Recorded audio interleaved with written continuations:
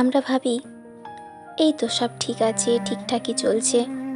ওই যে একটু দূরে দাঁড়িয়ে থাকা লোকাল ট্রেন, যার সঙ্গে আমার এত বছরের সম্পর্ক, যে রোজ আমাকে বাড়ি ফিরিয়ে নিয়ে যায় সন্ধ্যা হবার আগে, সেরকম তুমিও তো আছো আমার সাথে সারাটা জীবন। তুমি তো কথা দিয়েছো আমায়, সারা জীবনের জন্য তুমি আমার। জীবনে যতই ঝড় আসুক, দুর্যোগ আসুক, আমাদের বিচ্ছেদ অসম্ভব। ভাবতে কত ভালো লাগে, তাই না? কিন্তু যা অবশ্যম্ভাবী তা হলো, এরকমই এক বিকেলে তুমিও আমাকে ছেড়ে চলে যাবে, স্টেশনের শেষ ট্রেনের মতো।